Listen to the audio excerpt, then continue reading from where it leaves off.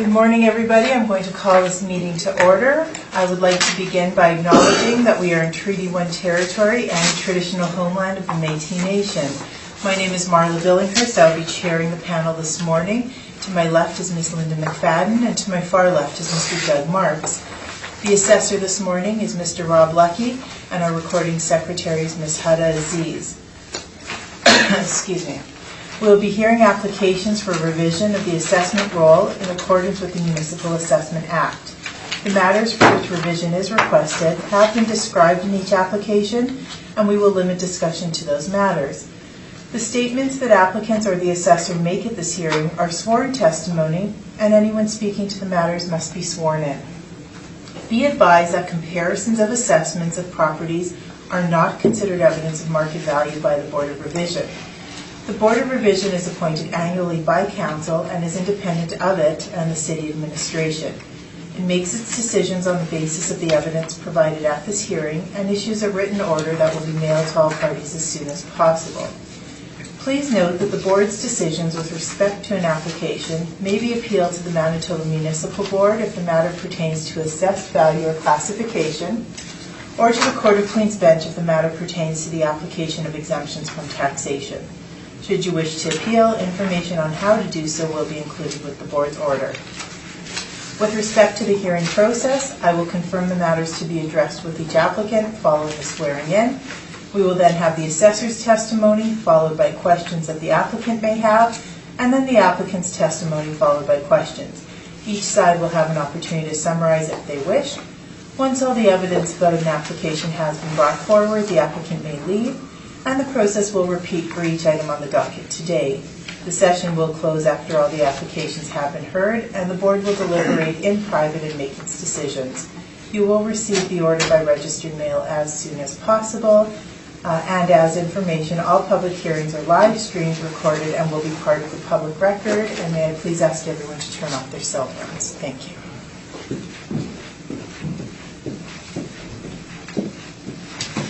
Would you like to start?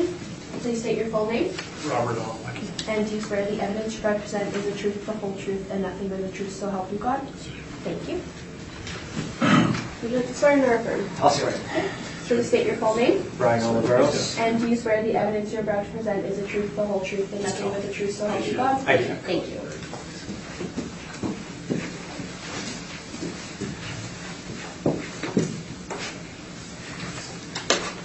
The first matter on the docket this morning is 85 Maple Ridge Avenue. Mr. Lucky, please proceed when you're ready. Thank you.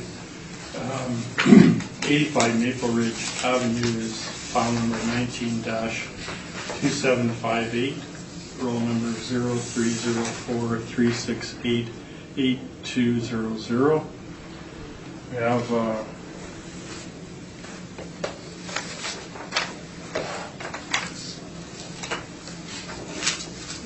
townhouse. We're getting warmed up here. The townhouse, small project, 3 buildings, built in 1979. There's 18 suites. Second page, I have a site plan that's in the Fort Richmond area.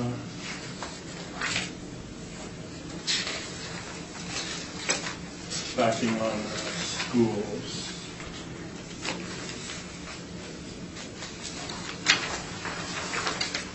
And the next page is a picture of street view. All the returns are up to date and there's no recent sales. Excuse me. There's 6 2-bedroom units and 12 3-bedrooms. Our average, it says average monthly rent. That's actually the average total income divided by the number of suites. So it includes parking, laundry, anything, not just face rent. And our NOIs are fairly close. We're $10,000 higher, but well, we'll get to all this is evidence when we get to it. So I would ask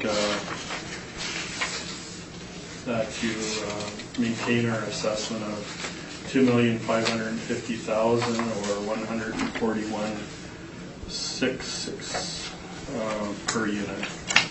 If there's any questions, I'd be happy to try and answer them. Thank you very much. Questions for Mr. Lucky? I do. Thank you, Mr. Chair. Mr. Lucky, with regards to these commercial row houses, we got 3 buildings on site. Would you agree that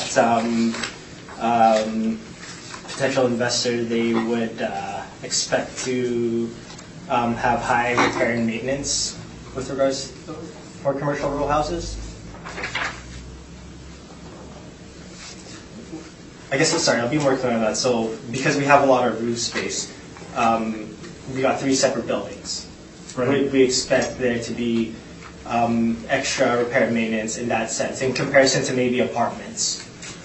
Yeah, there could be a bit more repair and maintenance compared to some apartment buildings. Some apartment buildings are similar to these as well, but Garden apartments. Let's see that. Okay, and we can expect these units possibly to have their own mechanical systems. Would you agree that in that sense, that an investor would incur additional repair and maintenance expenses as well? I don't know what the mechanicals are. I'm just making an assumption. So. Could be. I mean, there's 2 ways to look at it. One is that there's more exterior walls, separate mechanicals. The plus is that with the separate mechanicals, the tenants can pay the utilities. The repair and maintenance can be done building by building rather than having to do an apartment block all at once. They can amortize their roof and exterior and windows building per building. So there's advantages and disadvantages to both. But repair and maintenance, we would expect it to be higher for commercial row houses. Would you agree? Sometimes it is. Okay.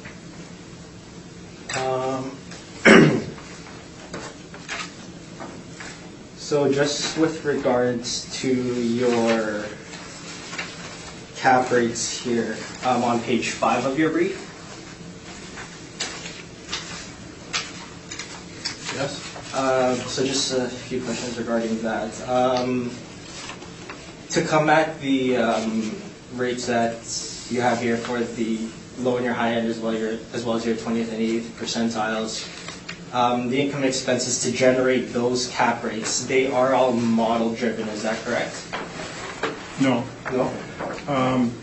To develop our cap rates, we do a number of procedures.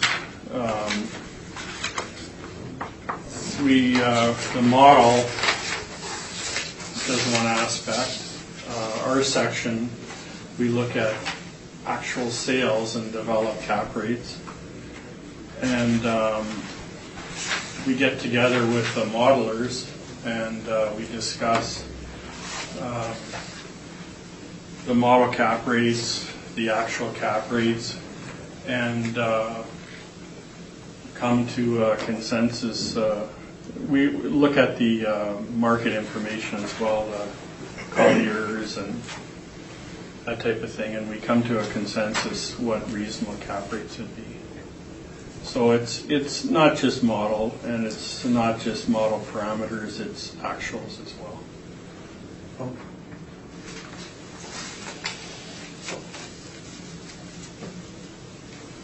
For colliers, are you aware that they include closing costs with their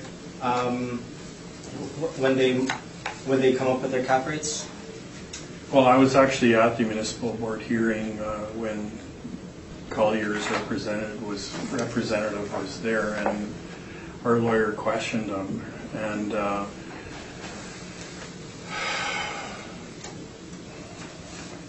For some of the categories, his evidence was he didn't have cap rate building sales. It was his opinion. And then other instances when we looked at the cap rate sales that were done by Colliers, they were share sales. So with share sales, there is no land title transfer fees. People talk about 0.25%, 0.5% higher. In all the cases that we looked at, there was very little difference, and in some cases there was no difference, including closing costs. They were minute compared to the sale price. So we looked at that as well, and I was involved with cap rate, municipal board hearing that dealt with cap rates and Colliers. Just because after observing the cap rates that the city's provided here, I guess for the subject properties themselves, they fall within the 20th and 80th%. Well, of course they fall within your range. It looks like it looks like the model was able to narrow it down to be within, I guess, the 20th and 80th percentiles here. So the ranges that are given, it's a little further off from Colliers at CBRE, Cushman, Wakefield here. Did you provide, or sorry, are you able to provide any comps that would support these lower cap rates? I'm mostly referring to the 20th and 80th percentiles, though. I didn't put any actual cap rates in this brief, no. Okay. We have them, we've used them in the past. I didn't in this instance. But we have cap rate sales that are in the 4 range, and 4.5 to 5 are what some of the owners are telling us they bought the buildings at. So.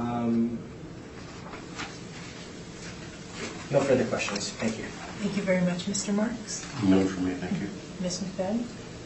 Your parameters on page 3, they're all model-driven.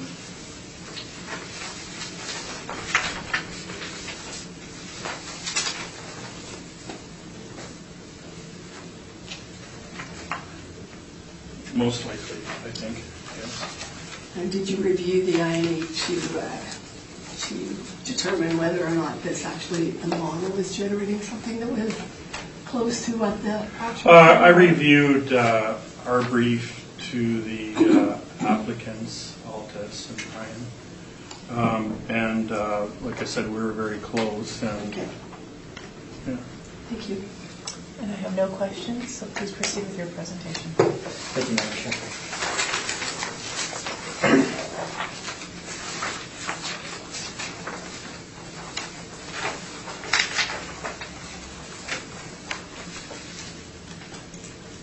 Okay, so the subject property, 85 Maple Ridge Avenue, roll number 03-0436, 88200. On page 1 of my brief, I've provided just a summary of my assessment here. We're requesting this board to reduce the assessed value from $2,550,000 to $1,875,000. So before I get into my property description here, I just wanted to bring to the attention of this board just some general points regarding commercial row houses. In my opinion, they're not very economical, not the best use of land in my opinion. Each have their own mechanical system, we would assume. They're on a lot of land, and because they're in separate buildings, just like 85 Maple Ridge here, I provided aerial photo on page 2, we would expect, I think we can reasonably expect, and it will show later on in my brief, that repairs and maintenance for commercial row houses are generally higher than, let's say, apartments would be the best comparison in that sense. So moving on to my property description for 85 Maple Ridge Avenue on page 2. It's located on the intersection of Maple Ridge and Ulster Street. There's a bit of a bend there. It's in the Fort Richmond area. It consists of 3 2-story structures built in 1979, presently being used as commercial row houses. Total gross floor area is 21,036 square feet. That works out to about 7,012 square feet gross floor area for each building. We have a total of 18 units, including 6 2-bedroom units and 12 3-bedroom units. The site size, according to the Assessment Department of Records, is 45,325 square feet, and it's zoned residential multifamily. On page 3, I have provided further map of the subject. It's just Google Maps view here. It's across the street from Acadia Junior High School. And on page 5 of my brief is just with regards to using income approaches, using the income approach. So just going to read this out here for you. As stated in the Manitoba Municipal Board Order A-95-149 for the Marion Holdings Limited. I'm sure you've heard this quite a few times already. So the board found that on an appeal it is incumbent on the assessor to look at the subject property and determine its assessment in a proper manner. That involves looking at stabilized rent for the property. The assessor has chosen to use an appraisal technique used for mass appraisal valuation. No actual income, expenses, or cap rates are used in determining the market value of the property. The only real figure that was used in any calculations was the sale price of 61 sales. The assessor says that in using the technique, the requirements of the act have been met. The board didn't agree in this case. So as a result, the board did find that the use of stabilized annual operating expenses is appropriate. So when valuing properties on income, we should rely more.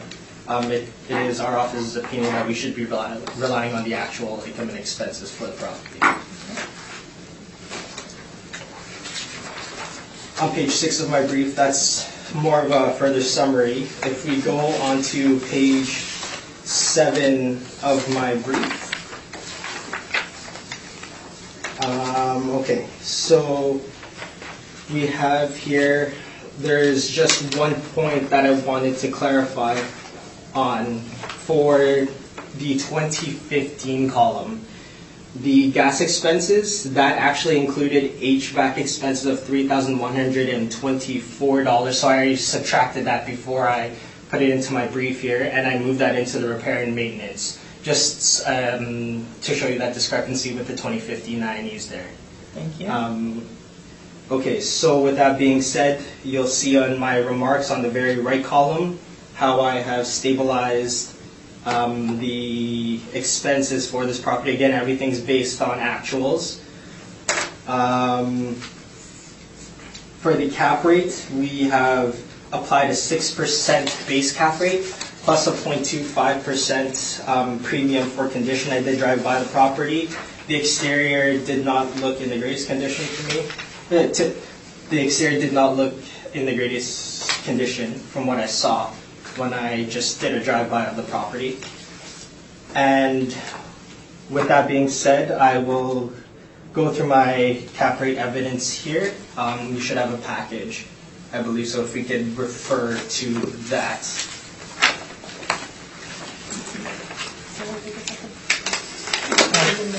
It's in the middle. Okay. Usually it's at the bottom. Yeah.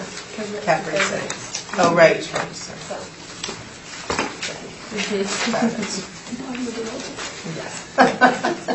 Still early. Give me a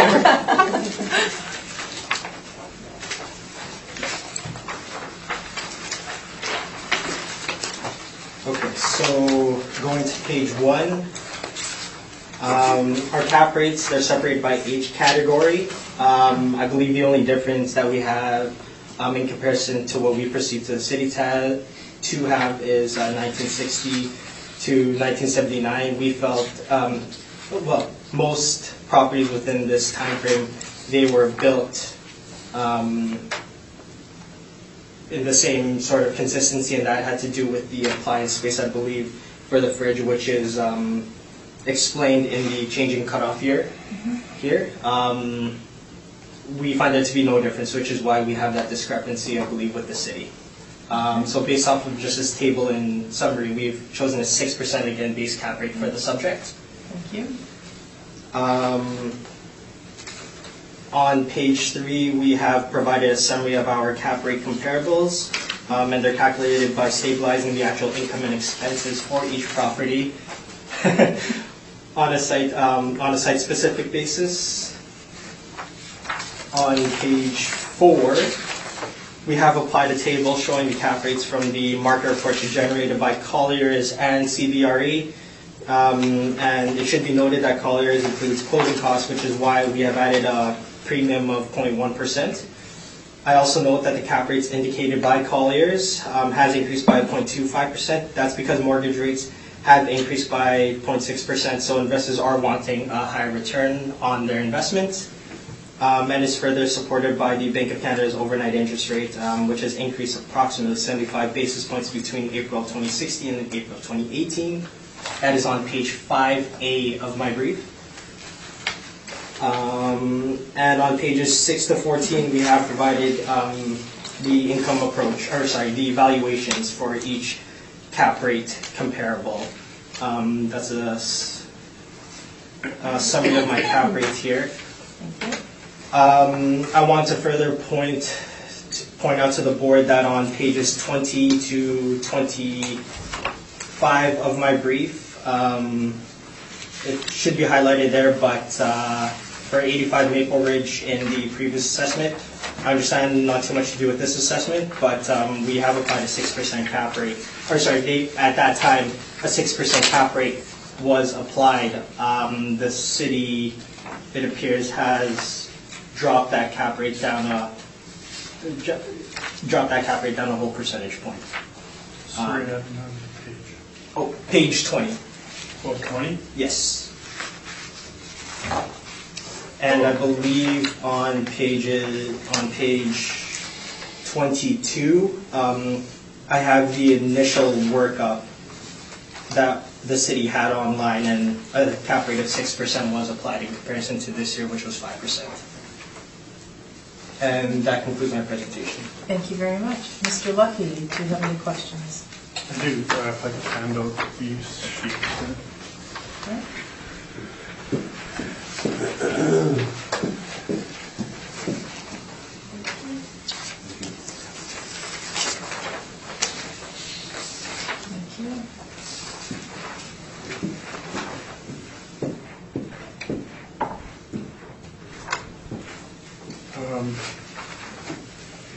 First of all, on page 7 of your brief, your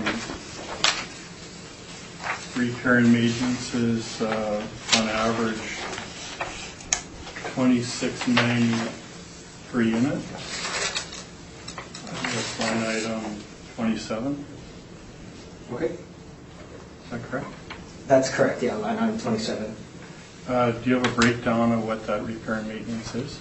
I believe I've provided the income and expense narratives back, but yeah, I don't think they have a breakdown. They do not break down their R&M on the IDs. I did get the repair and maintenance expenses after the deadline. It was during the holidays. But that's not in evidence, so I don't think I should speak to that. We don't know if that includes capital, or we can't distinguish what's capital and what's repair and maintenance.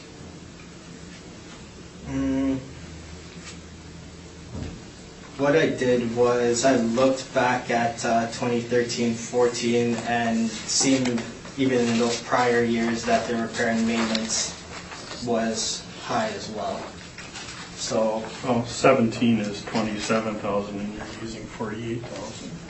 So I guess the question I would have to ask is, did 15 and 16 include capital? Like if you put a new roof on, wouldn't it make the building better rather than left where it was?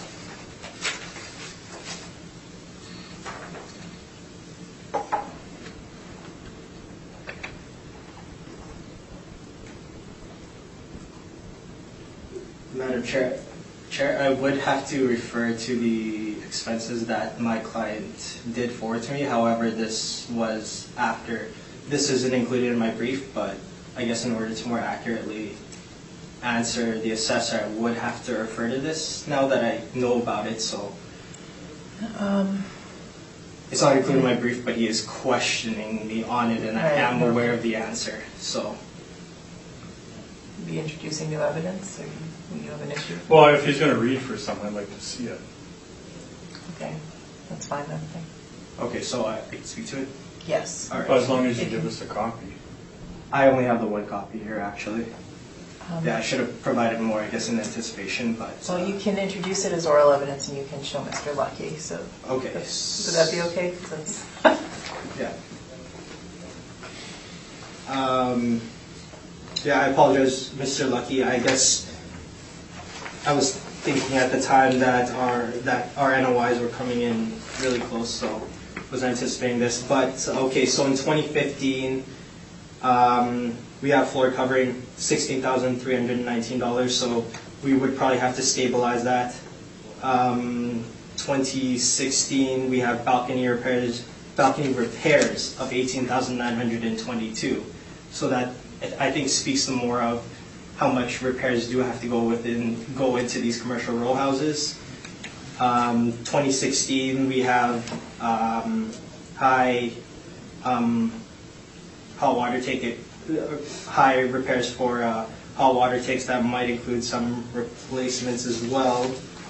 But I went with the average here, and that should generally smooth it out with how high we can expect repairs and maintenance to be for commercial row houses. And I guess I'll pass this over to you right now, that way you're able to take a look at it. Thank you.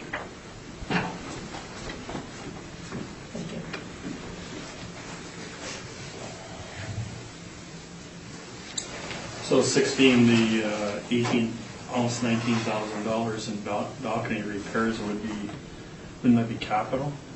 It's not an ongoing, like it wasn't needed to be done in 15, it wasn't needed to be done in 17.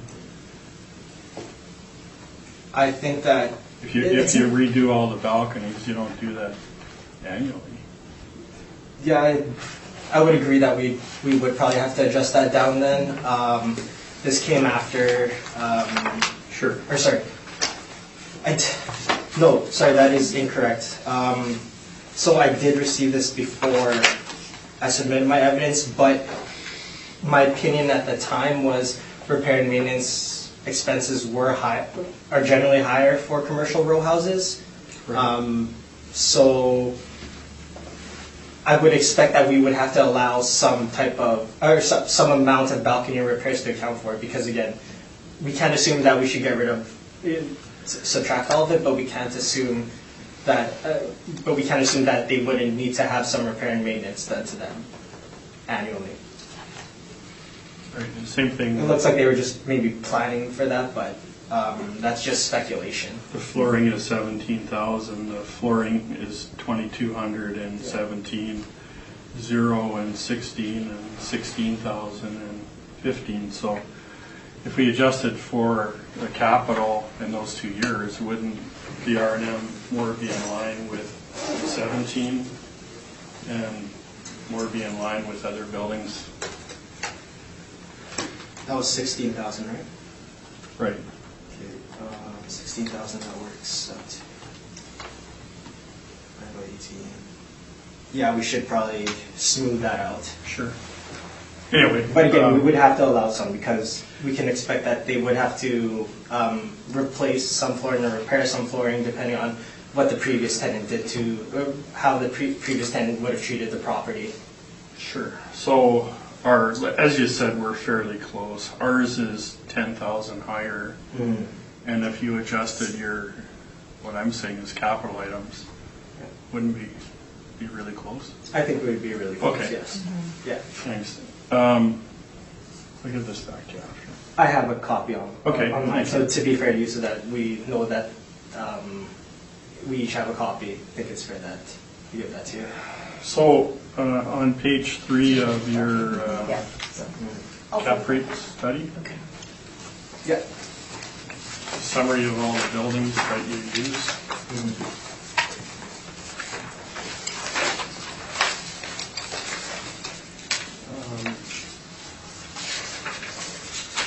Sorry, which page are we referring to? Page 3. Page of 3. your cap rate study. Okay. Are any of these townhouses? They are not. No, I believe. Looked it up on Sabre last night. There was only about 6 studies, but I don't think we looked at commercial row houses. Southview isn't a townhouse? You. I thought they were townhouses with attached garages. I could be wrong.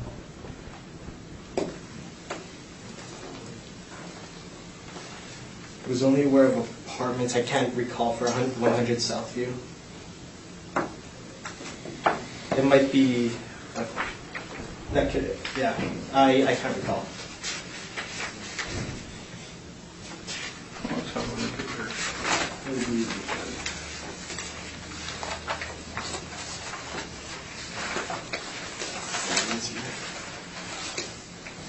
Right here. Page 78 in the picture. Oh! I should be more up to speed on this thing. 78. Yep.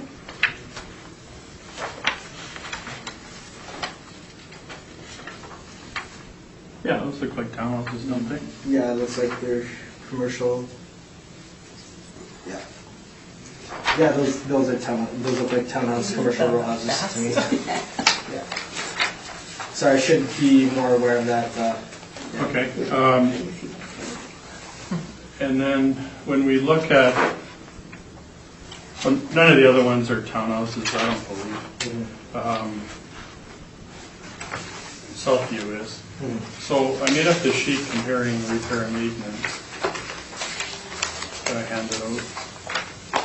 And the top box shows the repair and maintenance used for all the comparable cap rate sales. And then the bottom box shows the repair and maintenance used for your appeal properties. Right. And 100 Southview, the repair and maintenance is $600 a unit for a townhouse.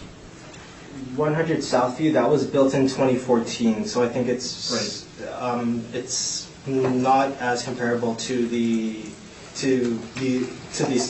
properties to the subject properties which are older stock. So I think with newer commercial row houses, we can't expect the R&M to be lower, but with older stock. So your one of your older buildings, maybe the oldest, 210 St. Mary's, you're using repair and maintenance of $332 per unit.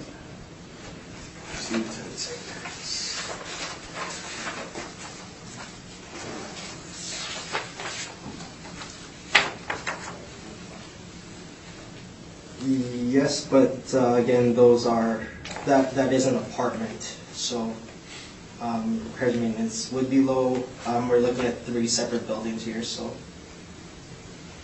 But this one was built in 1952 and yours was built in 79.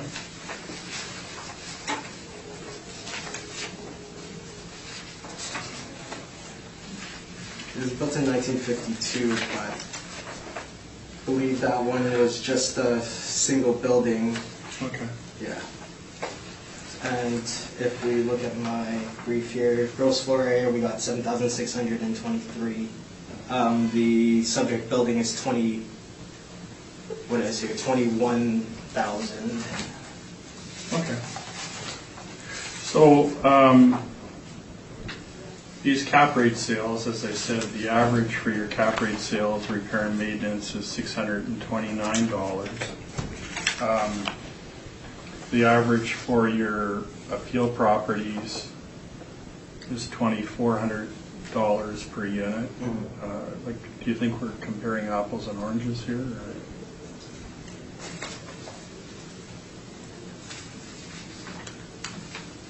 That's the evidence we have for multifamily in general, so I would have to just go with what we have for our apartment study. And again, it looks like we've been applying 6% consistently. I've applied a premium of 0.25% this year, but yeah. So by having low repair and maintenance, how does that affect the cap rate? If for example, these repair and maintenance used for the cap rate sales were higher, how would that affect your average cap rate? If the repair and maintenances were lower, how would that affect my cap rate? If your comparable sales Yeah. had higher repair and maintenance, would your cap rates be higher or lower? They would be lower. Right. Yeah. Okay. So then, the only other question I guess I would have, and thanks for answering those, and I should point out that he did try and settle these before, and it's my fault that they were. So, It was the holiday season. I took the time off as holidays. So. Oh, no. We'll let it go then.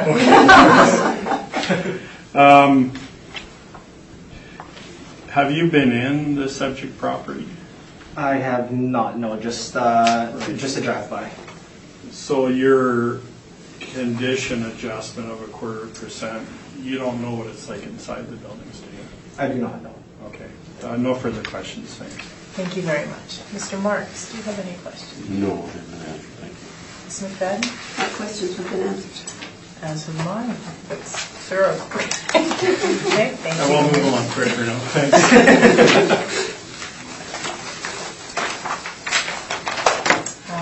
Let me just get organized for 1 minute.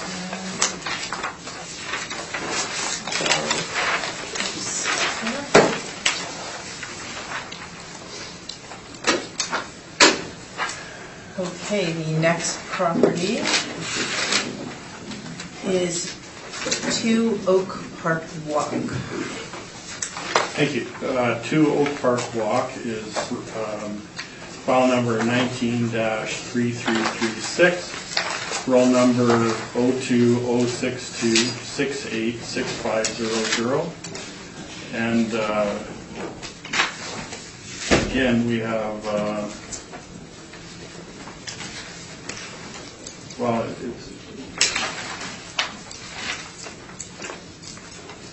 it's called a townhouse project. They're actually side by sides, but 2 stories. There's 32 units, built in 1978. And on the second page I have a site plan. This is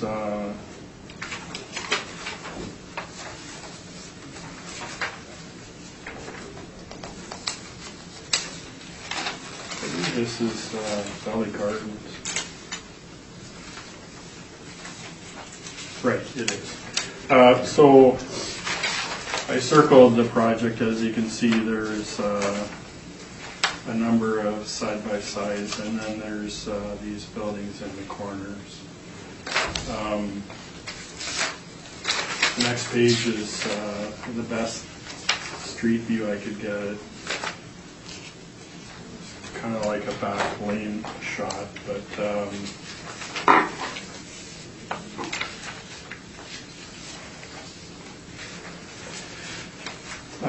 on my page 3, there's 10 2-bedroom units and 22 3-bedroom units. Our overall income divided by the units is 1140. And again, we've used model parameters, which is close to actuals, depending on how you look at the repair and maintenance. And I would ask that you maintain the assessment of $4,561,000 or $142,500 per unit. Thank you very much. Thank you. Mr. Oliveros, do you have questions for Mr. Lucky?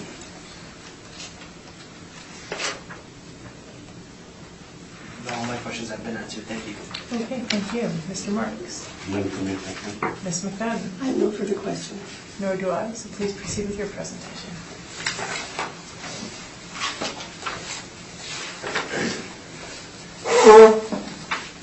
Okay, so 2 Oak Park Walk, roll number 02-0636, 86500. Page 1, I just have a summary of my, just like my brief here. The assessor has accurately described the property, so on page 2, I won't get too much into the property description. Pages 2 and 3, I have provided maps of the subject, or of the location of the subject property. Page 5 again, it is our office's opinion that we should be valuing the property on a site-specific basis. Page 7 of my brief, it's my income approach. The remarks will hopefully clarify how I have stabilized my expenses. Page 10, I've provided further photos of the subject property. And on pages 20 to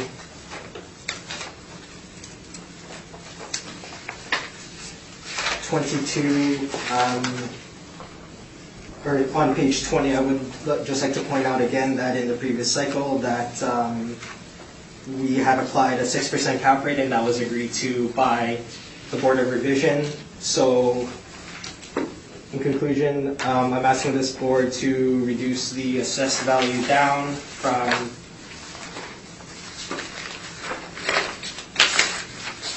$4,561,000 to $4,005,000. And that will conclude my presentation for 2 Oak Park Walk. Thank you very much. Mr. Lucky, do you have questions?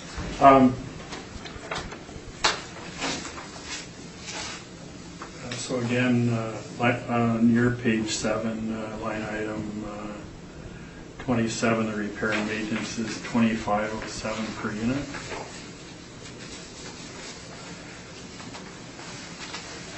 Yes. Is it possible that some of that could be capital again? It has been high in previous years, so I just took the average to possibly smooth those out, but if there is capital expenditures,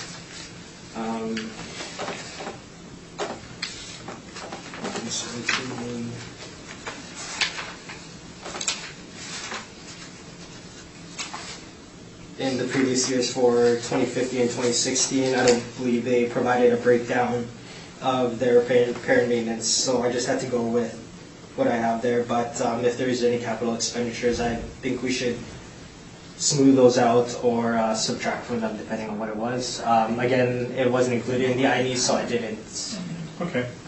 prepare for those. And then your NOI is higher than ours? That's correct. Okay, no further questions. Thank you. Okay, thank you. Mr. Marks? Just one question regarding the repair and maintenance. In 15 and 16, they were in the 97, 93,000, and in 2017 it was down to 49,000. So it looks to me, and then the following year it's 80,000 again. So it looks to me like there's been some capital expenses. I was looking at what we did for previous years, so yeah, it appears at the time. Again, at the time I was preparing this, I was expecting the repairs and maintenance to be higher, but I would agree that it appears that there may be some capital expenses, but the INEs in 15 and 16 don't show that for us today. 2013, I won't speak to that. 2015, 2016, it was higher in those years. So Thank you. Ms. McFadden? I have no question. Nor do I. Okay, thank you.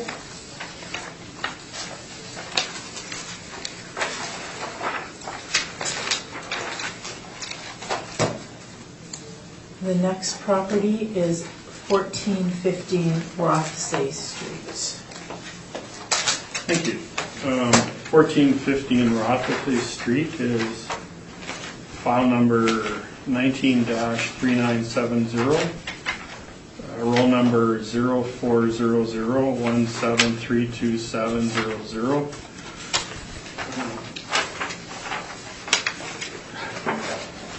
These are all townhouses. I don't know why I keep checking, especially the owners. Rothsay Townhouses Limited. Maybe they're just. That's a bit of a clue. You never know. So we have 3 buildings.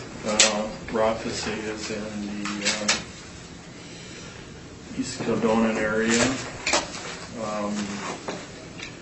1975, these are 2-story, 22 units.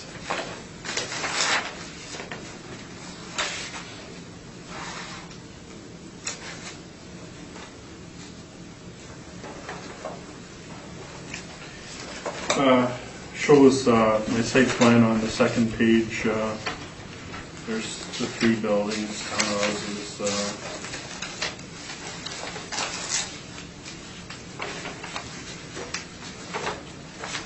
On the next page, there's a street view picture. And our overall income divided by the units, these are all 2 bedrooms, so our rent is a little lower at $9.17 a unit. And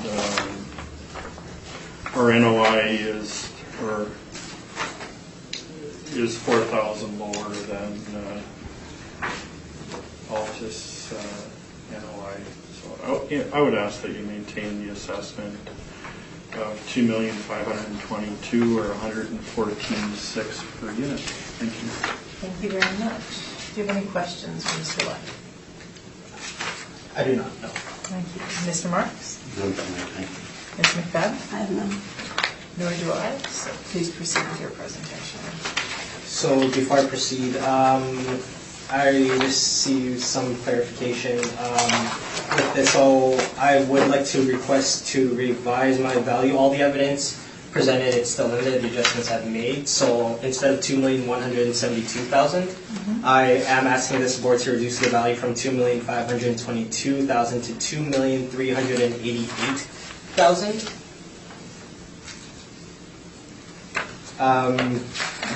And I'll go through that once I get to my income approach. Calculation? Okay. Yes. Thank you. So pages 2 and 3, that's just my property description along with the maps. Same format as my previous, as the previous briefs here, the previous subject properties. Page 10, further photos. And just to bring this to your attention as well before I move on. I don't think we did not appeal this one, sorry. So if I move on to my income approach on page 5, I'll clarify what I had done there. So for 2017, we can see that... We're talking page 7, sorry, Ron? Page 7, yes. Sorry, I was wondering. You said page 5. Oh, did I say page 5? Sorry about that. Page 7. It's okay. She figured it out. Way ahead of us. I'm really quick with it. You really do without you. Yeah. Okay. Yeah, so page 7, I reduced the landscaping expenses there. I believe it was about 38 grand. So taking that away, it comes up to about 35,311 for repairs and maintenance. That's line 27. Sorry, 35,000. What was the amount? 35,311 For 2017, correct? for 2017 for line item 27, repairs and maintenance. Okay. Oh, okay. Yeah. Okay. Yeah. Again, my opinion going into this was I was expecting or I think one would have reasonably expected repairs and maintenance to be high for commercial row houses. In my opinion, we've learned a thing or two since then, and opinions changed on that. For the total expenses, just to give you all the math here, that works out to $109,457 for total expenses. That changes the expense ratio, the line right under it, to 43.6%. And after reducing that by the 38,000, let me bring it down here. Sorry, I apologize. Let me just take that away. So you have a revised NOI? We have a revised NOI. For some reason, the most important part, I did not know that here, but landscaping 3873.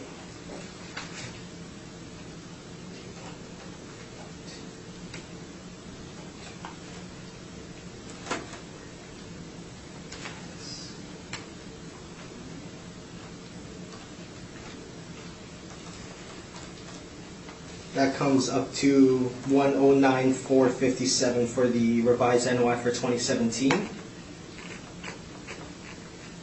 Okay. So it's more in line.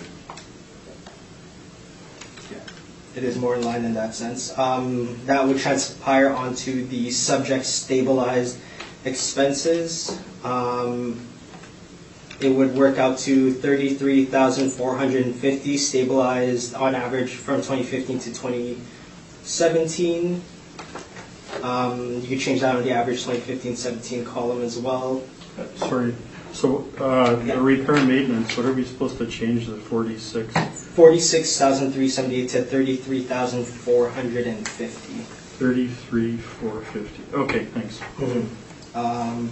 Sorry, could you repeat the NOI for me, please? I haven't gotten to the NOI Oh, for the okay. subject stabilized yet. Oh, okay. Yes, I apologize, and I will let you know that right away. 46.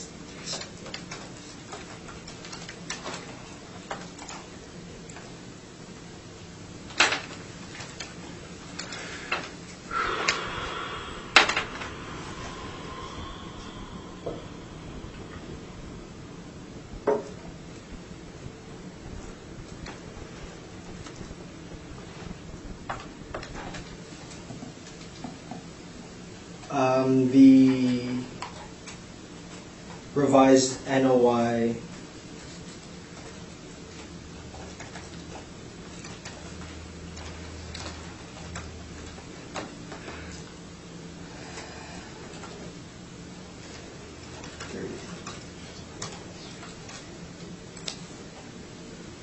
$117,395 for the revised NOI. Sorry, can you repeat that, please? $117,395 for the revised. $395, okay, thank you.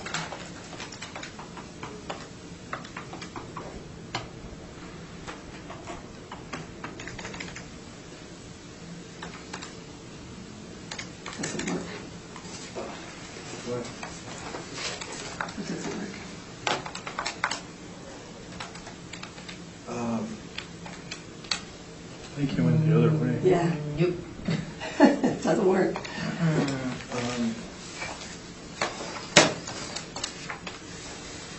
Cap rate's still 6%? Cap rate is still 6%. I worked it out last night. I don't know why it's not working out. I think you're adding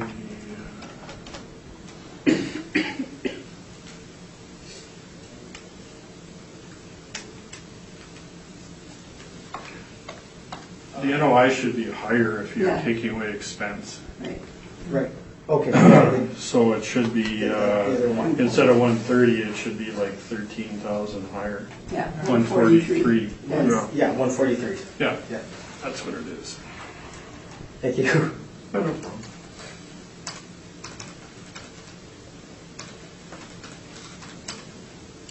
Yeah, so 143,251.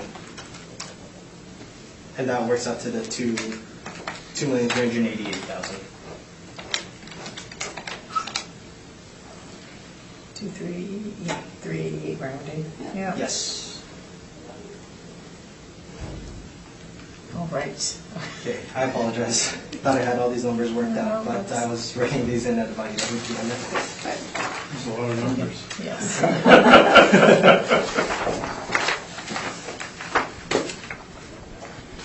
So we've just applied a 6% cap rate based on our cap rate study, and that's what we have come up with. And that concludes my presentation. Thank you very much. Okay, Mr. Lucky, any questions? I wanted to, so when you revise the R&M now, I have that you're at 1520 per unit. 1520 per unit, that's Good, correct. okay, thank you. I have nothing. Okay, Mr. Marks? Nothing from my part. Ms. McFadden? And nothing for me. Nor do I have any questions, so thank you very much. Okay, I think this is probably a good time for recess. Oh, do you need a minute? It's okay. You sure? No, that's fine. Oh, okay. It's a different matter. Oh, okay. You're quite off. Would you like to swear in? Please state your full name. Trevor Smith. And you swear the evidence you're about to present is the truth, the whole truth, and nothing but the truth, so help you God? I do. Thank you. All right, I will call this meeting back to order. The next property on the docket is 7 Riverstone Road. Mr. Lucky, please proceed when you are ready. Thank you. 7 Riverstone Road is file number 19-3280, roll 0500298800. We have Manitoba Housing project. Riverstone is North Main. What's that area called? Rivercrest or Riverdale or River something. Yeah, I always get the different sides mixed up. Anyway, it's on the north side of Main, and we have a 1988 two-building, two-story, 40-unit.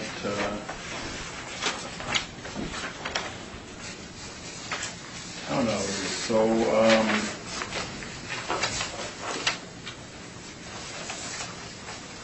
the second page shows the site plan.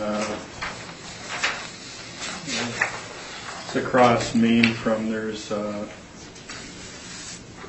shopping there. I think it's the Sobeys. Or a grocery store, and then a couple gas stations, the Co-op and Esso.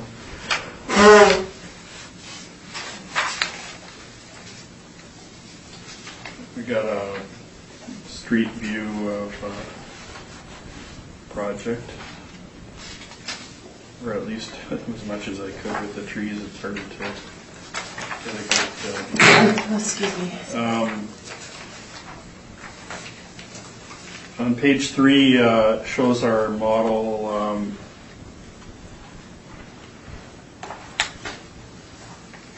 And we have 22 two-bedrooms, 18 three-bedrooms. Overall, 964 income per unit, which is fairly low, but I think we're NOI, we're $1,000 apart, so it's looking like the model is pretty accurate. And if the NOI is accurate, the cap rate should be accurate. So I would ask that you maintain our assessment of $4,426,000 or $110,650 per unit. Thank you. Thank you Any very much. questions? Mr. Trevor, I'm sorry, Mr. Trevor. Hey, Mr. Trevor. Mr. Smith, do you have any questions for Mr. Lucky? Thank you, Madam Chair. Just a couple, I guess. The evaluation today on page 3, this appears to be all model driven, is that correct?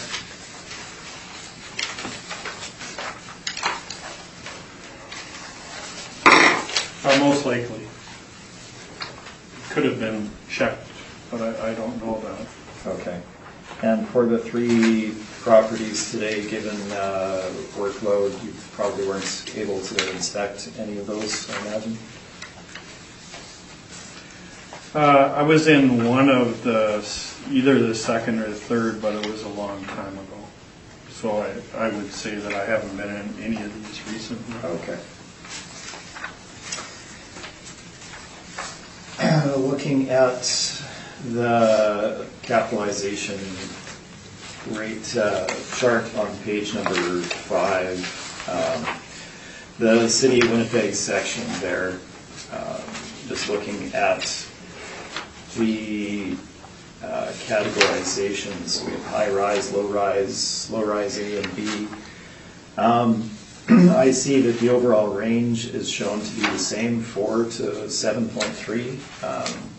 Is there a reason there's no breakdown between the different categories? I see that in other categories there are further breakdowns, different property types. Well, A and B, in my opinion, is more applicable to office buildings, but we adjust the model with other features, and we give it a category from excellent to poor. And if you're adjusting the income lower and the expenses higher, the same cap rate would be applicable. So I don't feel that there's any need to adjust the low-rise A and B, whatever that is. So I guess I'll just clarify my question a bit. What did the evidence show that there was no difference between cap rates for high rises and low rises, or was there simply not enough evidence? I don't think we made a difference between high and low rise. No. Okay. I see that there's no row housing classification there. Is there a reason for that? The row houses, we don't have a separate cap rate for. Okay, and what I was interested in is if there was a reason that there's no separate cap rate breakout for row houses in the data. Well, I'm not aware of any townhouse sales. So there really aren't any sales of townhouses, or exceptionally few, I guess. Well, all the townhouses that I'm familiar with are owned by people like Manitoba Housing. Okay. And people like Ladco that built them and haven't sold any. And are in the building boom that's or apartment, significant increase in development of multifamily properties, rental properties that's been underway for the last number of years. Does the city see very many row houses being constructed? Actually, right after I said that, I am aware of a townhouse sale. So, yeah, Southview. That was in Alta's cap rate study. No, there's new construction of townhouses. But is it Broad Street has built them, and other developers. Would the predominance of construction be your standard apartment structures? The majority of the new construction is somewhat typical 3, 4-story apartment buildings. Okay. The trend is to increase, they're going with higher bedroom counts, and that's what we're seeing. Thank you. Mr. Marks, do you have any questions? No. Ms. McFadden? Just one. Manitoba housing buildings tend to be of lesser quality construction. Would you agree? Modest finishing, Modest finishing, right? Right. So has that adjustment been made in your model? Do you know? it has. All the Manitoba housing properties that we've looked at, we've lowered them from, they come on, the buildings come on stream at average, and the higher quality ones, we put at above average and even excellent for a couple high-end ones I'm thinking of. But Manitoba housing we've lowered to either below average or poor. Okay. And this would be, I didn't check, but I'm guessing it would be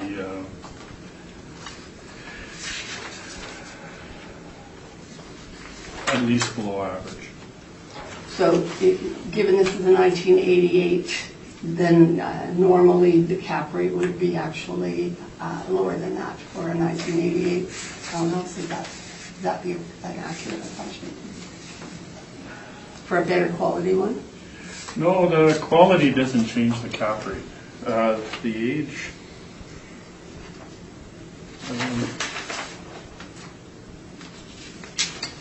bear with me here. I think that's in a different category.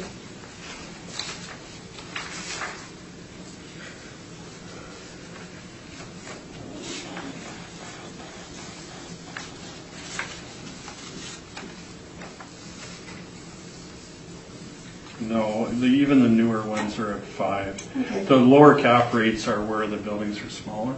Okay, thank you. Thank you. I have no questions, so please proceed with your presentation. Okay, thank you. So we're dealing with 7 Riverstone Road here. This is a Manitoba Housing developed and operated property. The mandate of Manitoba Housing, of course, is to provide affordable housing to residents of Winnipeg and Manitoba, and that is the model that they operate under. Property today, as they all are, is operated on a rent geared to income basis. So the rent paid by the occupant is dependent on their level of income. And indeed, they have to have a low enough income in order to qualify to be able to rent or occupy space in these buildings. So that is the model of Manitoba Housing in providing their service. And obviously this generates income that is below what one would consider market to be for these subject properties. So we don't rely upon the income that's actually generated for the properties, as it would produce an artificially low market value. So the task, of course, then is to look at market and determine what a fair rental level would be for the subject properties. So looking at subject property, we have it built in 1989, perhaps that was the finish date, 88, 89 in any case. It is a townhome property comprised of 18 2-bedrooms and 22 3-bedrooms is the split that we have for the subject property. I believe that probably mirrors what I believe the city has that. the city has flipped. it inversed. Yeah. So the data is taken directly from the property manager, so a slight difference there in terms of the breakout. Looking at the property itself, as already stated, when Manitoba Housing constructs these properties, they're looking to house the maximum number of people that they can in the space that's available. So they tend to be smaller bedroom sizes, smaller units overall, and the finishes of them are of a very basic level to start with. So This particular project, built in '88, has not been altered since that time. You can see the basic tile flooring, kitchen, bathroom, etc. in the photos that are included inside. The property itself, it is still what I would consider to be an average condition for this particular property, average to slightly below average based on the finishes that are in place. So call it below average on that basis. Looking at the valuation for the subject property, again, we have property operated on a rent geared to income basis, so we don't rely on the actual revenue for the subject. We did provide the Canada Mortgage and Housing Corporation rental charts for the subject time frame, both apartment and townhouse. Now, given the lack of the number of these in the marketplace, the data on townhouses tends to be pretty sparse and not particularly reliable in making projections with regard to townhouse rents. And you can see that in the sparsity of information on the page number 11 there. We did look at the overall rental rate that the city has applied to the subject property of $964 per unit.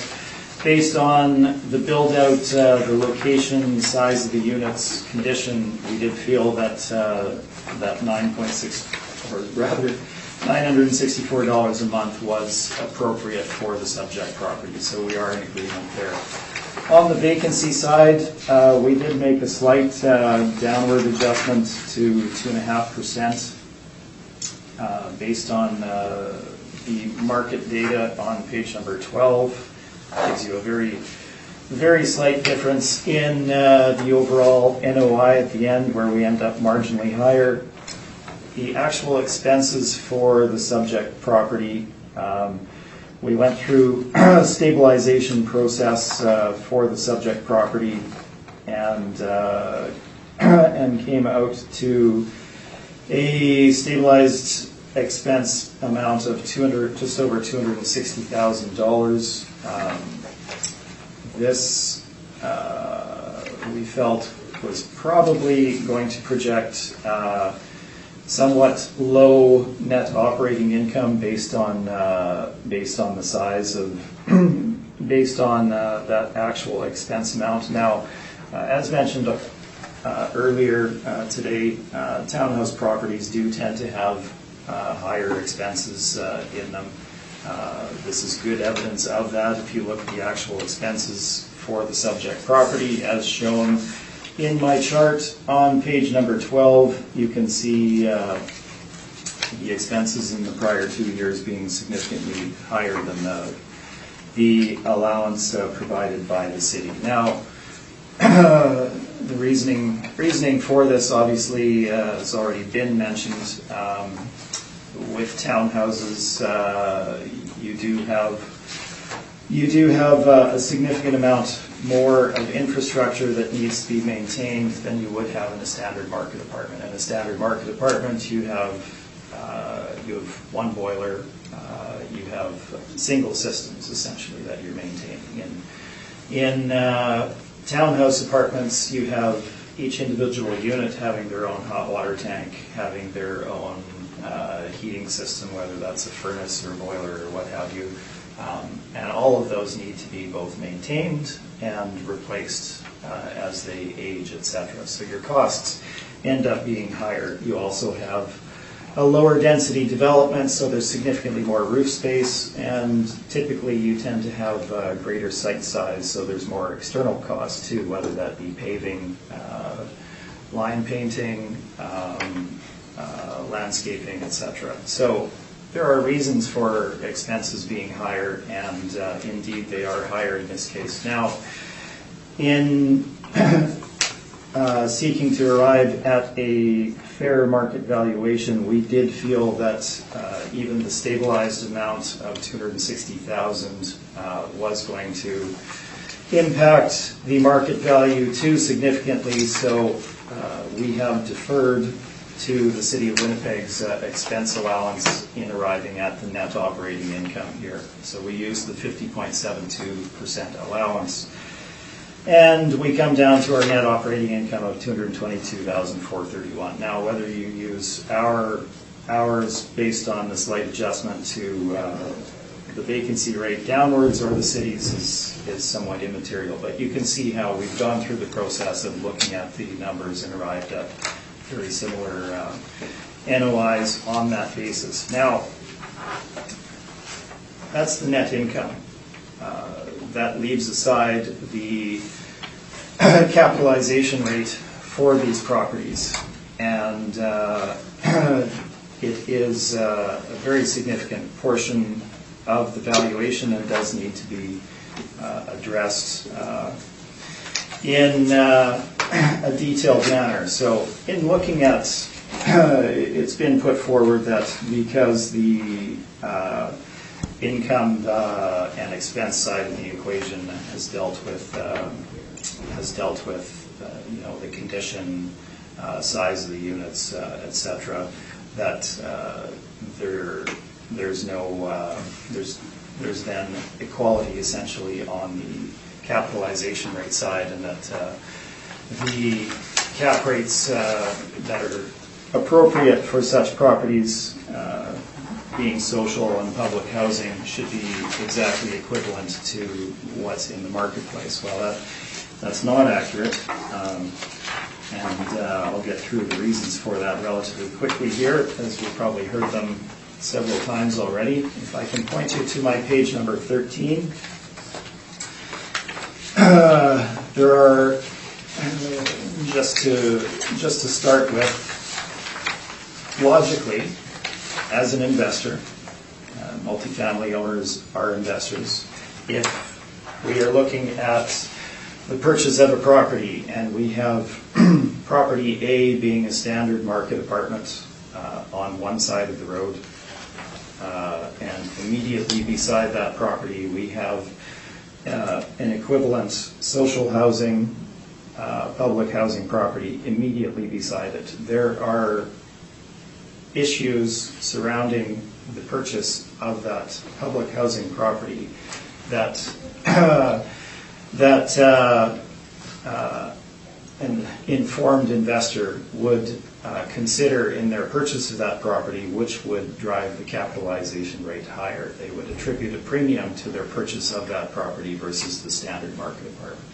This is very logical. I think it's quite clear that that's the case, and we'll go through some of the detail fairly quickly. If we look at page number 13, the text that's underlined there, you can see social and affordable housing properties can't legitimately be directly compared to standard market apartment transactions, as social housing properties have considerable restrictions and burdens not present on market apartments. These include rental income restrictions. So in the case of Manitoba Housing, they're operated on a basis where the occupants pay based on the income level that they generate themselves. You have rental market restriction, smaller pool of tenants. Additional operating expenses we've covered. Physical condition in general, given the market segment that these properties serve, the physical condition of them tends to be lower. They get more wear and tear, more damage, more cost to the owner than the standard market apartment. And then upon disposition, there are other restrictions that would be faced by a purchaser and the vendor that would drive the capitalization rate higher. So at the time of sale, obviously there's a program in place for these particular occupants to rent these units. So that's an ongoing sponsored program or government program in which these occupants are in place. Those don't just end automatically. The tenants or occupants that are in place have signed agreements. They have the legal right to remain in their units under legislation based on the agreements that they have signed, so until the end of their lease, at which point they still have remaining rights. So it's not a case where one can buy these type of properties, remove the tenants, and do whatever you want with the building, increase rents, renovate dramatically, etc. So there are significant issues there upon sale that need to be addressed that point to higher capitalization rates. And indeed, this is supported by the theory, by appraisal and assessment theory, I would imagine. If we look at middle of page 13, recognized expert in this particular field, Mr. Richard Polton. He's an accredited appraiser from the United States, equivalent to Canadian accreditation of AACI. He's written a book entitled Valuation and Market Studies for Affordable Housing. And in this he states, developing a market-derived capitalization rate for an income-restricted property begins with an analysis of the available rates for unrestricted properties. Then these rates are adjusted based on the risk factors that an investor would consider in developing a cap rate. The result is a cap rate based on market factors and associated risks. In the final analysis, property tax assessment must take into account the public purpose of the project, the overall benefits and burdens, and the restricted nature of the operating rents. So that is the theory behind what I'm bringing forward to you today, the reasoning that we're applying higher capitalization rate than what the city has suggested, in addition to some disagreement with regard to cap rates that should be included in studies, etc. So that's the theory. Let's look at the market. We present our capitalization rates in the middle of page number 13. Obviously, there's some variety here in terms of age, size, location, etc. These cap rates that we're presenting are properties that were purchased for the in-place net income. They had been renovated. There was no upside to purchasing these properties where they could be repositioned in the marketplace by further renovation and increase of the income, change of the return to the owner. So these cap rates are true reflections of what investors feel appropriate cap rates are in the market for actual NOI at the time of sale. Obviously, there's some properties that were a little bit older. As stated, these had undergone renovation to relatively new standard as of the sale dates, which are indicated there. So our cap rate range ranges from a high of a low of 5.44% up to a high end of 6.65%. The 5.44% is reflective of the purchaser's understanding of efficiencies they could create on a property at 333 Ward. We've all talked about this endlessly. We are well aware, Ward. The in-place income, both agreed to by the city and appellants and the owner, is 5.25% based on the in-place income. That's your most recently constructed, largest, most investment-grade quality property that transacted in that time frame. We're looking at 5.25% based on the in-place NOI. So that would be your baseline, essentially, at the very bottom end. Do Manitoba housing properties compare to that? Really, no, they don't.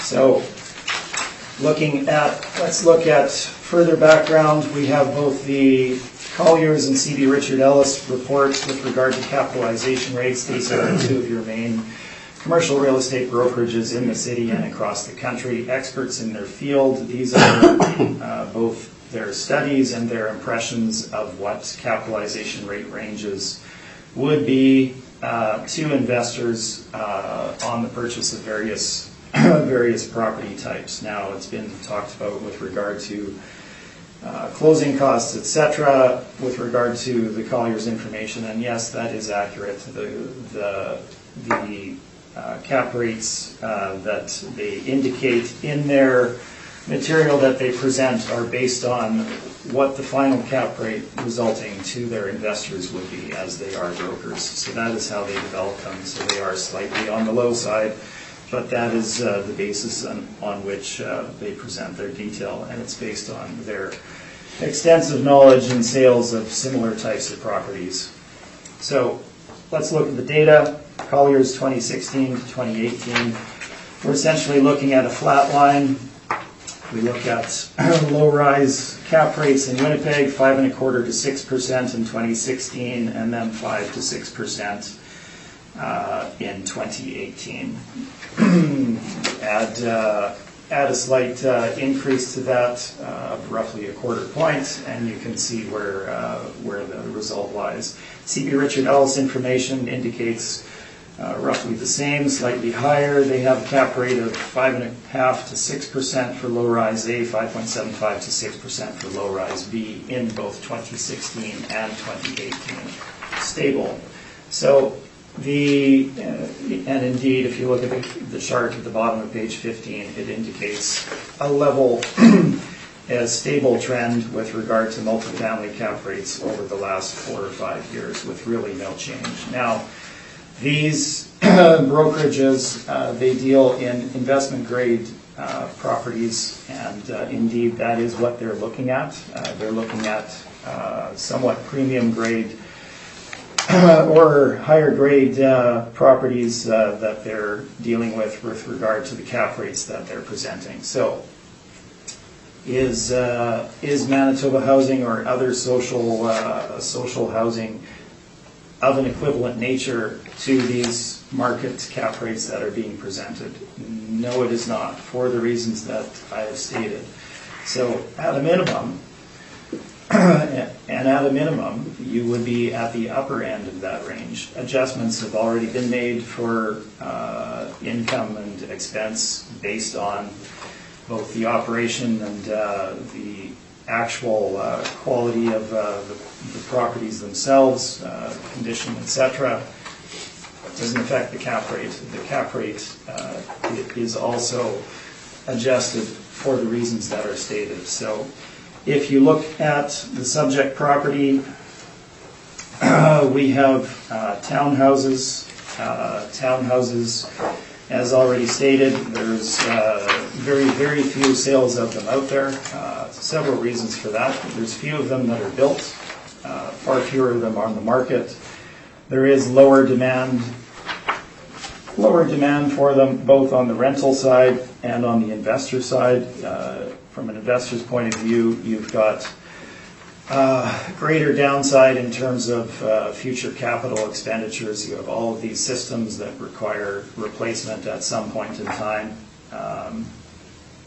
and generally greater expenses to operate them. So it's not an attractive asset section within the multifamily world.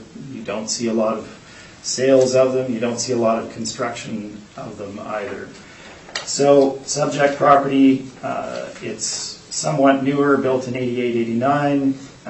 It has a larger number of 2 bedrooms, which is a plus. It also has 3 bedrooms, which is certainly on the upper end of what is standard in the market. There's a lot lower number of 3 bedrooms out there for a reason. So based on the quality of the property, we've applied a cap rate of 6%. This would be the low end of what we would apply to Manitoba Housing property or other social housing of this size in this location. So we haven't over-attributed risk to the subject property. We're using essentially the bottom end of what we would see as being appropriate to this type of property. So this gives us our market value of $3,707,000. The income and expense are included in the addenda, as well as a number of supportive decisions from the 2020 cycle, and that, of course, is up to the board whether you review that or not. And I'm happy to answer questions. Thank you very much. Mr. Lucky, do you have questions? Mr. Trevor?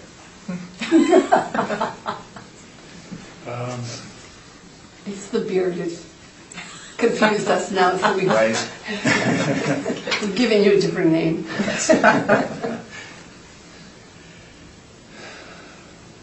Okay, page 14, the Collier's report.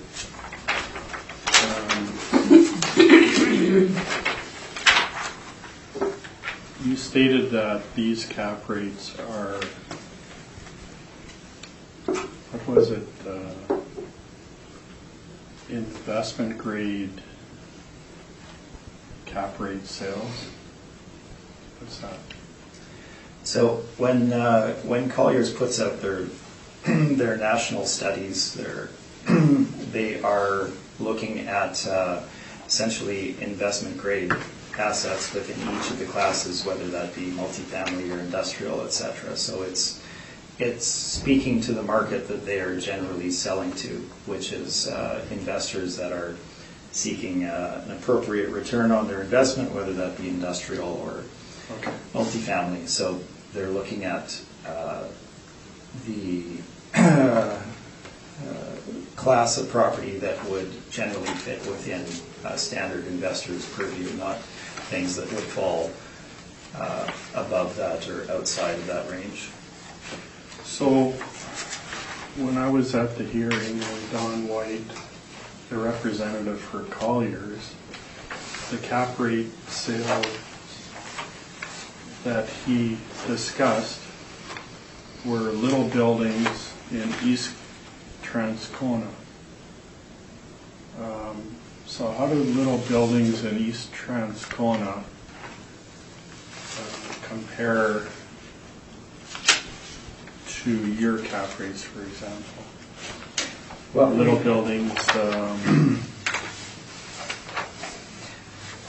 So, not having personally been at that hearing, I'm not going to speak to what Don White may or may not have spoken to, as I was not there to witness Well, it. you're talking in about general, to answer the question with regard to the cap rates, I've spoken with representatives of Colliers, and it's just as I presented it. They're representative of what cap rates are being paid and the brokerage's knowledge of cap rate ranges for the individual asset classes.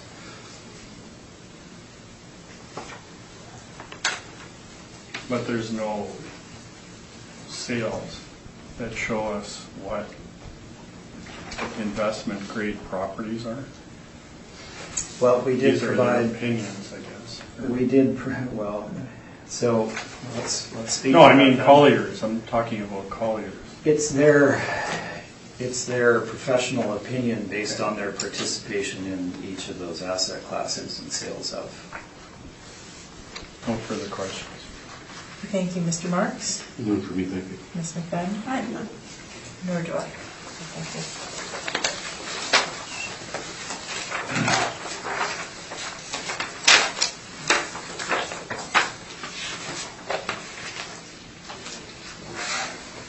Okay, the next matter is 200 Watson Street. Thank you. We have 200 Watson Street is file number 1976, and roll number is 0500903300. We have a row house. There's two buildings. It's a single-story grade level buildings built in 1994. I believe they were specifically built for people with mobility issues. There's 25 suites. And we have a site plan. It's the third page. So this project is about half a block west of Garden City Shopping Center and half a block south of the hospital, Seven Oaks Hospital. This is kind of the best street view I could get. This shows, as I said, they're single-story, grade level properties. There's on page 3 we have 10 one-bedrooms, 12 two-bedrooms, And we have a model parameters that arrive at a value of $2,620,000 or $104,800 per unit. And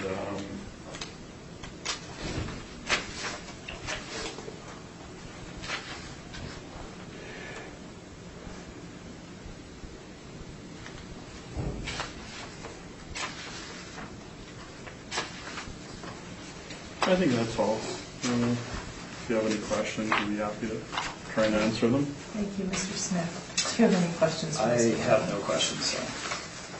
Mr. Marks? Good for me. Ms. McFadden? This is a rent geared to income building as well? I'm sorry? Is it a rent geared to income? It is, yeah. Okay. So this is the model generated? It is, Yeah, right. and a market rent? Right. Okay, thank you. That's all. Thank you. I have no questions. Mr. Smith, please proceed with your presentation.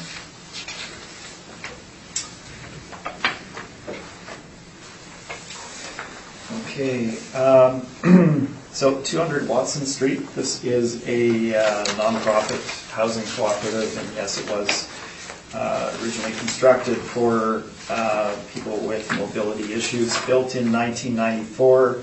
Again, we have row housing here, total of 25 suites, 10 of them 1 beds, 12 2 beds, and 3 3-bedroom units. The property would be considered in below average condition. Again, the finishes are of a basic nature as developed as a nonprofit entity. They're looking to house people, but the level of development that they put into these in terms of finishes is obviously below what one would find in a standard market apartment developed at the same time frame.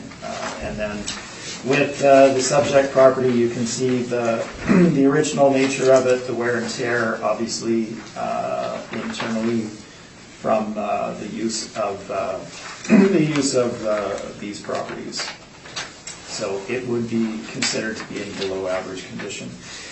The property is operated on a rent geared to income basis, so again, we can't rely on the revenue that they generate from the residents of the property, so we do need to look to the market. And we have done so. We have the CMHC averages shown on page number 11 and 12. Given the size of the units, we felt that reliance on the CMHC data with the deduction for the level of finishing and the overall condition of the units would be appropriate. We've shown that on page number 12, so you can see the calculations there, and we come out to a gross rental revenue of $289,241 based on CMHC averages less a deduction. Now, the deduction of 5% based on finish and condition. Now, I think that's certainly appropriate. Could the rent be lower than that? Perhaps, but it's probably a some fair indicator in terms of the rent for the property. On the expense side, the subject property had operating expenses at year-end March 31, 2018 of $161,558. The detail with regard to this is included in the addenda. 2017 expenses were very similar. That is probably also included in the addenda. It gives you a fairly stable indication of the actual expenses for the property. We've made any deductions of expense line items that should not be included for consideration in expenses in arriving at those figures. So the actual expenses we feel are well supported by the property itself. And if you look at my page number 17 and the net operating income, when we deduct the expenses from the projected gross revenue, gross income, or rather from the effective gross income, we come down to a net operating income of $119,006. Now, the expense allowance for the subject property comes to 57.58%. That is based on the actual operation of the property. This is within range, within the standard range for these properties. It's not exceptionally high. If you look at other Manitoba housing properties or other social housing properties, they can fall within this range, and indeed the city has had levels, expense allowance levels reflective of this percentage as well in their calculations for other properties. So we feel that it's certainly appropriate for the subject, so we come to an NOI of $119,006. The capitalization rate applied, again, we have townhomes here, less demand on the marketplace, both in terms of the rental side as well as investors. There is a more standard division of units between 1, 2, and 3 bedrooms, a lot more 1s and 2s, so that's a plus for the subject property. But all of the other issues that we've already discussed extensively hold true for the subject property as well. So we have made, the property is built in '94, so it's a little newer. The units, while being below average condition, are slightly larger based on the circulation needs of the individual occupants. We've attributed the low end of what we would see cap rates being for this type of property at 6%. So this gives us our final market value as shown on page number 17 of $1,983,000. And again, keep in mind, is a property of this type, in this condition, etc., going to trade for the same as a standard market apartment on the market? And it's our professional opinion that they do not trade in that fashion. The addendum materials are the same, and we do include some supportive decisions, including other cooperatives that have been decided at cap rates of 6 and above in the current cycle. But of course, that is up to the board if you wish to review it. I'm open for questions. Thank you. Mr. Lucky, do you have any questions? I do. Trying to sort this out here. So on page 17, your income and expense statement.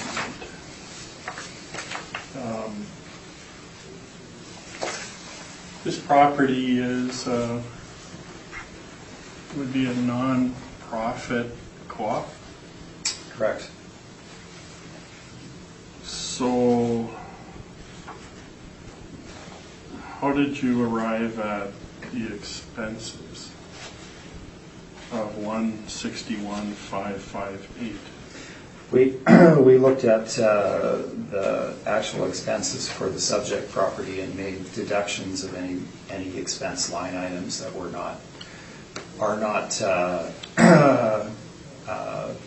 should not be included as expenses in the standard operation of a multifamily property, to bring it down to the actual $161,558.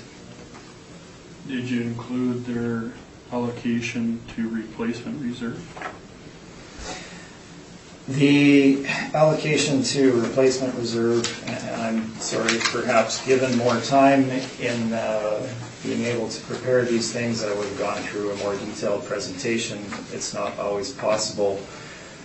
Typically, the allocation to replacement reserve is a requirement for these properties in that they have no profit.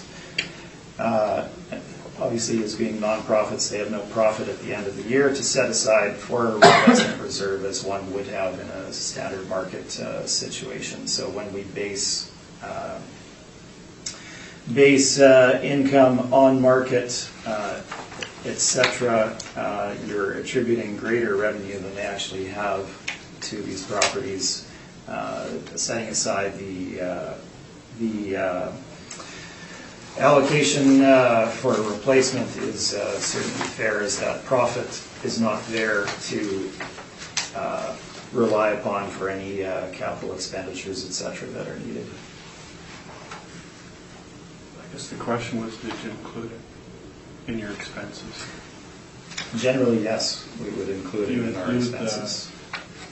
Capital reserve payment as an expense? Isn't that money that goes into the reserve? The question was future? allocation to replacement reserve. We didn't put amortization of capital assets in there or anything of that nature. No, and the question was, did you include as an expense allocation to replacement reserve?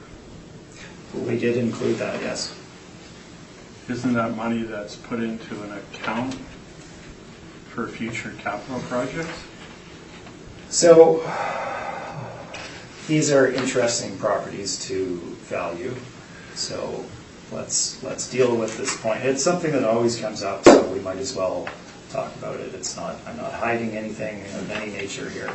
The issue with regard to replacement reserve is that there is no income at the end of the year for these properties as they operate on a non-profit basis. They break even. That's what they're designed to do. If you have no profit and you have no replacement reserve set aside, the buildings run into the ground over time. They deteriorate. There's no money to repair them or replace them, etc. It doesn't exist. It's not there. So their lenders require them to set aside X amount of money per year based on the size and nature of the property in order to be able to do so. So the valuation of the properties is interesting. Again, we're attributing higher levels of income to these properties than they achieve. So you're boosting revenue there, and then you're removing any replacement reserve set aside on the other side. It doesn't balance out. So yes, we set it aside. Okay. So the actual repair and maintenance of 59,000. We're using, I'm assuming on this page here we're using 2018 because it's up to March 31st. Correct. Okay.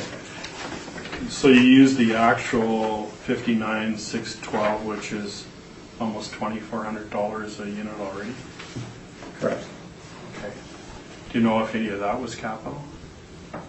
My indication is that they don't include the capital amounts in those figures. It's not a speculative thing where maybe some capital was included. They don't include it in our. So if they don't include it as an expense, where do they put it? I don't know the answer to that question, but I have asked that question.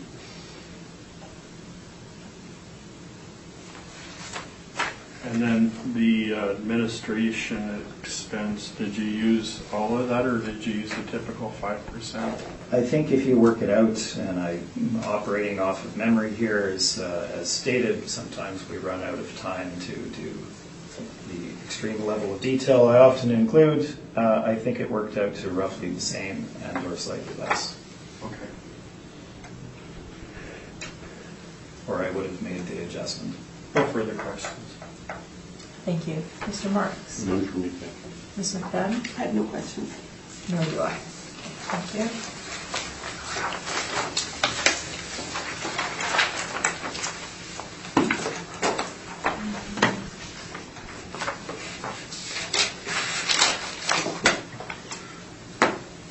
The next property is 151 Watson Street.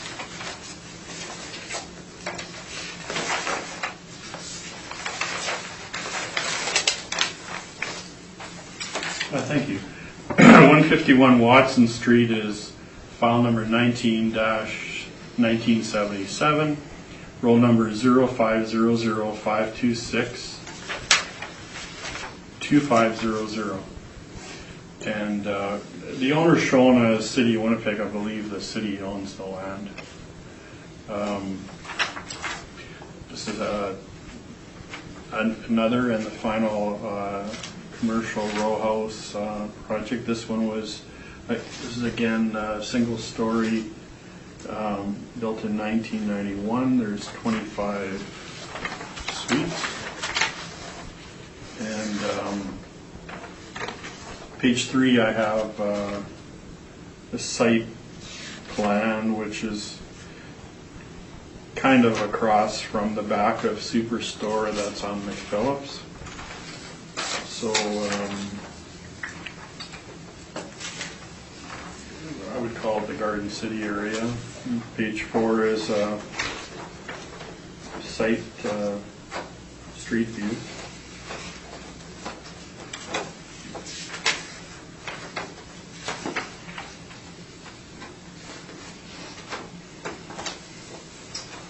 Tranquility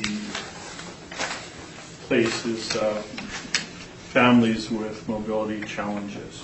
This is the actual term. So we have on page 6, the breakdown is 11 one-bedrooms, 11 two-bedrooms, and 3 three-bedrooms. The income per unit that we've attributed is $835. And looks like it's model.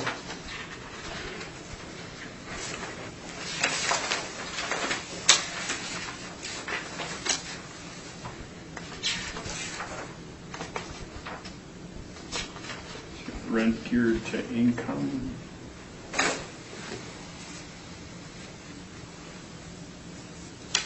The very last page I included the permit.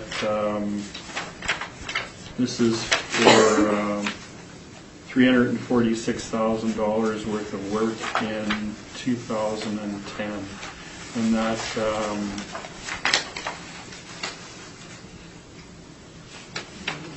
replacement of exterior doors, HVAC upgrades, that type of thing. And I would ask that you accept our assessment of $2,599,000, which is roughly $104,000 a door. So if you have any questions, I'll be happy to answer them. Thank you very much, Mr. Smith. Any questions? I have no questions. Mr. Marks? None for me. Ms. McFadden? I have none. Nor do I. Mr. Smith, please proceed with your presentation.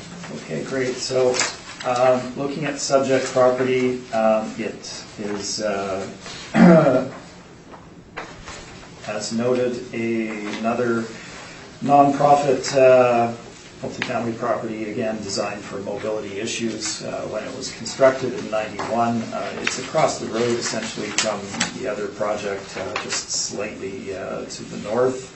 So it's in the same exact vicinity, built at 3 years earlier than the prior property.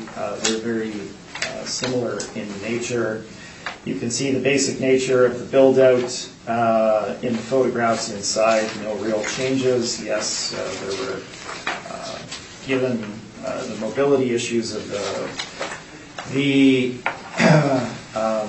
occupants, the doors obviously went through considerably more wear and tear with wheelchairs and walkers, etc., than standard market apartment would be, and they had to replace those. And I gather there was some HVAC work done roughly 8 years prior to the valuation date of April 1, 2018. Subject property is not owned by Tranquility Place Housing Co-op Limited. My apologies for that oversight on the interior of my page number 3. Property is actually owned by the city of Winnipeg. When co-ops were built, it's often the case where the land on which they're built is owned either by City of Winnipeg or Manitoba Housing or another entity such as that, and they've allowed the cooperative to develop their property in order to get this type of housing built on a more efficient basis with less capital initially invested. So they're done on a very long-term lease basis. So essentially what you have, though, is a situation where at the termination of those lease agreements, the cooperative does not own the property outright. So this adds another wrinkle to any purchase of such a property on the open market. If you're an investor and you're looking at buying 151 Watson and